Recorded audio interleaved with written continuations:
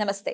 Spiritual, motivation, educational వీటికి సంబంధించి interviews ఇవ్వదలుచుకున్న వాళ్ళు కింద నంబర్ కి కాంటాక్ట్ చేయండి. నమస్తే, వెల్కమ్ టు అవర్ ఛానల్. నేను పద్మిని. ముందుగా ప్రేక్షకులకి నూతన సంవత్సర శుభాకాంక్షలు, ఆంగ్ల నూతన సంవత్సర శుభాకాంక్షలు. ప్రస్తుతం మనతో పాటు ప్రముఖ ఆధ్యాత్మికవేత్త, వాస్తు జ్యోతిష పండితులు, లలిత ఉపాసకులు, వాస్తు జ్యోతిష శిక్షణ నిపుణులు బ్రహ్మశ్రీ నానాజీ పట్నాయక్ గారు మనతో పాటు ఉన్నారు. మాట్లాడదాం. సార్ నమస్తే. సార్ శ్రీమాత్రే నమః.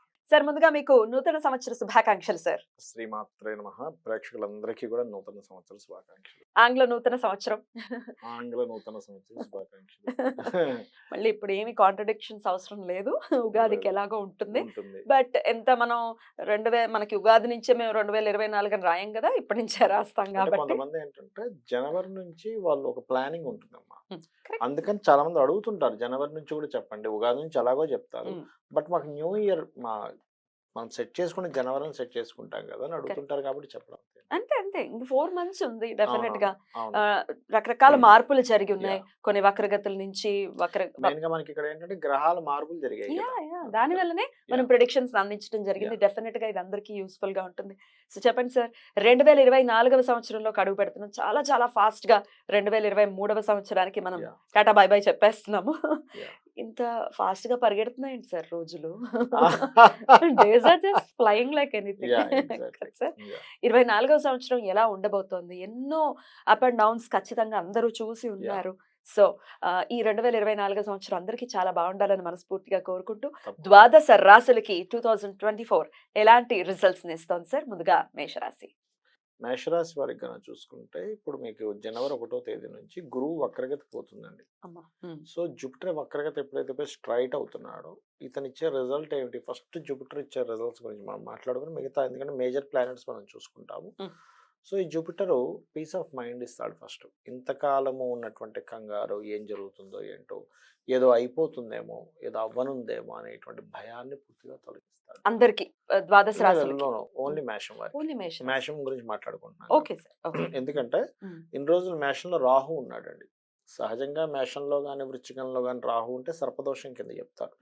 దీని ఏంటంటే గోచారంలో వచ్చినటువంటి సర్పదోషంగా చెప్తారు. దానివల్ల ఏంటి, అలర్ట్గా ఉండాలి, అమ్మో ఏమవుతుంది ఏంటో అనే దీని నుంచి ఇప్పుడు బయటపడేస్తాడు. ఎందుకు? రాహు జరిగిపోయాడు. ఇప్పుడు రాహు జరిగిపోయినందుకు కాదు, ఇక్కడ గురువు మళ్ళీ వచ్చి చేరి వక్రగతిలో ఉన్నాడు ఇంతకాలం. ఇప్పుడు జనవరి నుంచి స్ట్రైట్ అవుతాడు. ఎప్పుడైతే స్ట్రైట్ అయ్యాడో ఇది కేవలం వీళ్ళకి పీస్ ఆఫ్ మైండ్ ఒకటే కాకుండా సంతాన సంబంధించినటువంటి విషయంలో కూడా అభివృద్ధిస్తాడు. అంటే సంతానం కలగలేదు అనుకోండి, ఇక్కడ నుంచి కలిగే ఛాన్సెస్ పెరుగుతాయి ఒకటి. రెండవది, ఆలోచనలు సఫలీకృతం అవుతాయి. Because of 5th house is ఆలోచనలు కాబట్టి ఫ్రూట్ఫుల్ అవుతాయి ఆలోచనలు. అంటే వీళ్ళు ఏదైతే ఆలోచనలు చేస్తుంటారో ఆ ఆలోచనలన్నీ కూడా చక్కగా సక్సెస్ అవుతూ ఉంటాయి. స్నేహితులు పెరుగుతారు ఈ టైంలో. పంచమం అనేది స్నేహితులు. ఓకే. అట్లా అదేవిధంగా రాజకీయ నాయకులకు కూడా రాజకీయంగా గుర్తింపు వస్తుంది మేషంలో ఉన్నటువంటి వారికి. అలాగే దీంతో పాటు ఇక్కడ 5th హౌస్ని, 7th హౌస్ని, 9th హౌస్ని మూడింటిని కనెక్టివిటీ ఉంటుంది ఇది. అందుకని ఏమిటి, 7th హౌస్ సిగ్నిఫైస్ వివాహము. సో వివాహ సంబంధాలు కూడా వీళ్ళు జనవరి నుంచి కరెక్ట్గా ఒక 5 నెలల పాటు, మే వరకు, ఎందుకంటే మే వరకే ఇక్కడ ఉంటాడు. మే దాటితే మనకి ఎంటర్ అయ్యేది ఎందులోకి ఎంటర్ అవుతాడు అంటే వృషభంలోకి ఎంటర్ అవుతాడు. ఎప్పుడైతే వృషభంలోకి ఎంటర్ అవుతాడో ఎక్స్టెన్షన్ ఆఫ్ ది ఫ్యామిలీ, అంటే ఫ్యామిలీ ఎక్స్టెన్షన్స్, ఫైనాన్షియల్ గ్రోత్స్ ఇవి ఇక్కడ ఇస్తాడు. ఇక్కడ ఎట్లాంటి ఫైనాన్స్ వస్తుంది? ఇది 6వ స్థానాన్ని చూస్తున్నాడు కాబట్టి ఇట్స్ వెరీ క్లియర్లీ లోన్స్ రావడానికి మే తర్వాత నుంచి. అదేవిధంగా ఉద్యోగ అభివృద్ధి, ఎందుకంటే అక్కడ ఉన్న గురువు 10వ స్థానాన్ని చూస్తాడు. సో ఉద్యోగ అభివృద్ధి అనేటువంటిది జరుగుతుంది. అయితే ఇక్కడ ఉద్యోగ అభివృద్ధి అండ్ ఇన్సూరెన్సెస్ మూలంగా ధనయోగం కూడా ఉంటుంది. ఎందుకంటే 8వ స్థానాన్ని చూస్తాడు గురువు. కాబట్టి ఈ యొక్క గురువు వల్ల ఇన్ని లాభాలు ఉంటాయి. మరి ఈ గురువు వల్ల ఏదో ఒక కొంత స్ట్రెస్ కూడా ఉంటుంది కదండి. అంటే ఒకటి, ఒక్కొక్కసారి మనము కొన్నిసార్లు బ్యాంక్స్లో చేసే చిన్న తప్పిదాల ద్వారా బ్యాంక్స్లో కొన్ని అవకతవకలు ఉంటుంటాయి. ఇటువంటి విషయాల్లో ఈ యొక్క జూపిటర్ సంబంధించిన విషయంలో ఈ జాగ్రత్తలు తీసుకోవాలి. ఇక శని, వీళ్ళకి శని కనుక చూసుకుంటే మేషరాశి వారికి లాభస్థానంలో శని సంచారం జరుగుతుంది. అయితే లాభ శని ఆల్వేస్ గుడ్, అందులో ఎటువంటి డౌట్ లేదు. అయితే ఇక్కడ ఏంటంటే ఒకటి గుర్తుపెట్టుకోవాల్సింది, ఎంతసేపు చాలా మంది ఇక్కడ ఏంటంటే ఇప్పుడు మనం మేషం వారికి లాభశని అని మాట్లాడుకుంటే మీనం వచ్చేసరికి అమ్మో ఎల్నాడు శని అండి, మకరంలో కూడా ఎల్నాడు శని ఉంది, కుంభంలో ఎల్నాడు శని ఉంది మాట్లాడుకుంటాం. కానీ ఇక్కడ ఒకటి విషయం గుర్తుపెట్టుకోవాల్సింది ఏంటంటే, నేను ఛాలెంజింగ్గా చెప్పగలను, ఎల్నాడు శని ఉన్న వాళ్ళందరూ వస్తే బాబు మీకు ఎల్నాడు శని పని చేయట్లేదని చెప్పగలను. పని చేయట్లేదా? కొంతమందికి చెప్తా, ఎందుకు చెప్తా చూడండి. బాబు నీకు ఏలినాటి శని బాగా పనిచేస్తుంది, ఒక 500 జాతకాలు తీసుకుందాం, 500 మందిని కూర్చోబెడితే తీసుకుంటే పర్ఫెక్ట్ జాతకాలు తీసుకుంటే, బాబు నీకు ఏలినాటి శని ఉంది కానీ లాభం ఉందని చెప్పొచ్చు, నీకు ఏలినాటి శని లేదు కానీ ఇబ్బంది పడుతున్నావు అని చెప్పొచ్చు. అదేమిటి సార్ ఎలా? అదే ఎందుకంటే కర్మకారకుడు ఎప్పుడు కూడా ఏలినాటి శనిలోనే ఇబ్బంది ఇవ్వాలని రూల్ లేదు, గుర్తుపెట్టుకోండి. ఆయన ఇప్పుడు మోడీ గారు ఉన్నారు, ఏలినాటి శనిలోనే PM గా ఉన్నారు, మరి అదేంటి, మరి ఇంట్లో కూర్చోవాలి, యోగం కదా అది. నేనేమంటానంటే ఏలినాటి శని వచ్చిందని కాదు, అక్కడ ఏలినాటి శనిలో లాభం ఇచ్చే కారకత్వాలు కొన్ని ఉంటాయి. ఏలినాటి శని లేకపోయినా ఏలినాటి శని లాగా పనిచేసే ప్లానటరీ కాంబినేషన్స్ వాళ్ళకి అలా ఉంటాయి. అంటే వాళ్ళ పర్సనల్ చార్ట్లో ఉండే గ్రహాలు ఏలినాటి శనిలోనే యాక్టివ్ అయ్యే ఉంటాయి. ఇలాంటి ఎక్స్పీరియన్స్ కొన్ని లక్షల మంది చేసి ఉంటారు, వాళ్ళకి అర్థం కాక ఏమిటి ఏలినాటి శని నాకు బాగుంది ఏంటంటే. అందుకని నేనేమంటానంటే మీరు ఏలినాటి శని ఉందా ఏలినాటి శని లేదా అని కాదు, మీ జన్మజాతకంలో ఉన్న శని ఏలినాటి శని అంటే ఏలినాటి శని ఇప్పుడున్న శని, లేకపోతే మీ జన్మజాతకంలో ఉన్న యోగాలు అవయోగాలు అవి ఇప్పుడు తిరుగుతున్న శనితో లింకప్ పెట్టుకుంటాయి. ఇది ఫస్ట్ తెలుసుకోవాలి. ఓకే, ఇది సో శని సహజంగా లాభంలో ఉంటే సహజంగా ఉండే ప్రొడిక్షన్ ఏమిటి అంటే అన్ని విధాల సక్సెస్ ఇస్తాడు. సహజంగా పాపగ్రహాలు ఏంటంటే 3లో ఉన్న 6లో ఉన్న, అదేవిధంగా 11లో ఉన్న 10లో ఉన్న, దశమ స్థానంలో ఉన్న క్రూర గ్రహాలు పాపగ్రహాలు అంటారు. అంటే రవి, కుజ, శని, రాహు, కేతువు వీళ్ళందరూ కూడా 11th హౌస్ ఈజ్ గుడ్. వీళ్ళు పడ్డ కష్టానికి ప్రతిఫలం ఉంటుందని అర్థం. శని శ్రమకారకుడు కదా, కష్టానికి ప్రతిఫలం ఈజ్ 11th హౌస్. సో శని మంచి ఫలితాలు ఇస్తున్నాడు మేషరాశి వారికి. ఇక రాహుకేతువులు కనుక తీసుకుంటే, రాహువు పర్టికులర్గా 12వ స్థానంలో ఉన్నప్పుడు ఇచ్చే రిజల్ట్ ఏంటంటే విదేశాల కోసం మనం ట్రై చేస్తూ ఉంటాం. ఏమంటే నేను విదేశాలకు వెళ్దాం అనుకుంటున్నాను కానీ కుదరట్లేదు, అయ్యో ఎలాగా అనుకునే కంగారు అక్కర్లేదు, ఖచ్చితంగా విదేశ యోగాన్ని రాహు ఇస్తున్నాడు ఇక్కడ మీకు. అంటే ఏంటి, విదేశాలకు వెళ్ళడానికి ఫైన్. కానీ 6లో కేతువు ఉన్నాడు కదా, సహజంగా ఏంటి పాపగ్రహాలు 6లో ఉంటుంది మంచిది అన్నాం కదా, కానీ కేతువుకి సహజంగా పాపగ్రహానికి ఒక లక్షణం కూడా ఉంటుంది. ఇప్పుడు ఎలా అంటే, ఇప్పుడు చూడండి, ఒక వ్యక్తి కొంచెం కోపిష్టి అనుకోండి, ఆయనకు ఆ టాలెంట్ ఉన్న ఆ కోపం అనే స్వభావం కనబడుతూ ఉంటుంది. పక్కనున్న కొలిక్ మీద కోపం చూపిస్తాడు, ఇంట్లో అమ్మ నాన్న చూపించవచ్చు, భార్య భర్త అయితే భర్త మీద చూపిస్తుంటారు వాళ్ళు. ఆ సహజ స్వభావం అనేది ఒకటి ఉంటుంది కదా కేతుకి.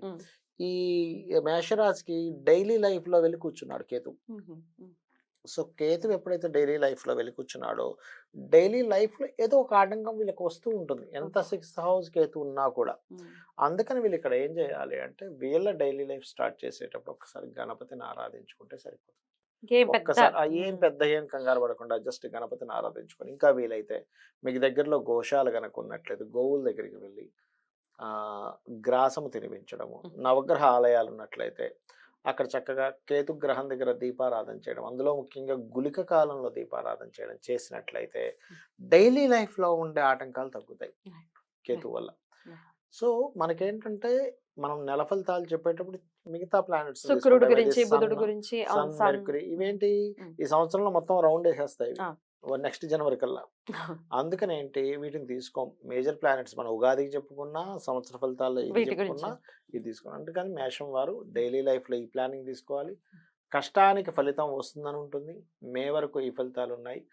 మరలా ఇక్కడ వీళ్ళకి జూన్ తర్వాత శని వక్రిస్తాడు.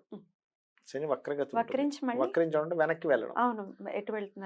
వెనక్కి అంటే మకరం వైపు తన ప్రయాణం సాగుతూ ఉంటుంది. అలాంటప్పుడు జరిగేవి ఏమిటి అని చెప్పి చూసుకున్నట్లయితే, అట్లాంటప్పుడు ఒక్కొక్కసారి పాత కంపెనీస్లో కొన్ని చేస్తుంటారు చూసారా, అట్లాంటి వాటికి వెళ్ళి మళ్ళీ చేస్తారు. ఏది June, July, August, September, October ఈ మధ్యలో ఈ 5 monthsలో అటువంటి ఫలితాలు వస్తాయి. మంచిగా.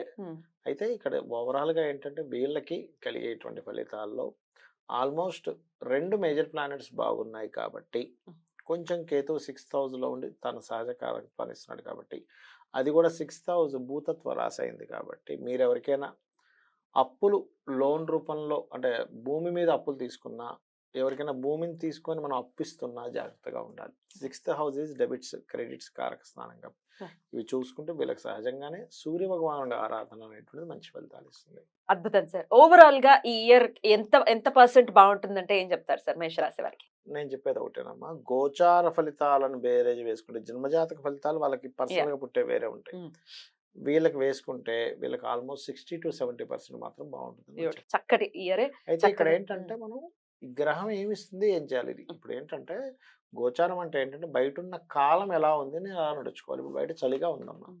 ఇప్పుడు చలికాలం మీరు చూస్తున్నారుగా 6:00 గడ్డ కట్టేసిన చలి ఉంది. అవును. మనం ఏం చేస్తాం, కాలం ఇలా ఉందని స్వెటర్ వేసుకుని స్వెటర్ వెళ్తాం. వేసుకోవాలి. అంతేగాని బనీన్ వేసుకుని వెళ్ళం కదా. Simple logic. కరెక్ట్‌గా ప్రిడిక్షన్స్ అందించేవి అందుకోసం మాత్రమే యాహ్! మీకు ఎగ్జాక్ట్‌లీ. దిశానిర్దేశం చేయటం. ఎగ్జాక్ట్‌లీ. చక్కగా మీరు ఎలా మలుచుకున్నారనేది మీ మీద ఎగ్జాక్ట్‌లీ. ఆధారపడి ఉంటుంది. ఎగ్జాక్ట్‌లీ. ఆ గణపతి దయతో ఖచ్చితంగా మేషరాశి వారికి ఈ ఇయర్ మొత్తం కూడా చాలా పీస్‌ఫుల్ గా వెళ్ళాలని మనస్ఫూర్తిగా కోరుకుంటూ నెక్స్ట్ ఎపిసోడ్స్ లో నెక్స్ట్ రాశుల గురించి మాట్లాడుకుందాం sir. Thank you so much for the predictions sir. నమస్తే. శ్రీమాత్రే నమః.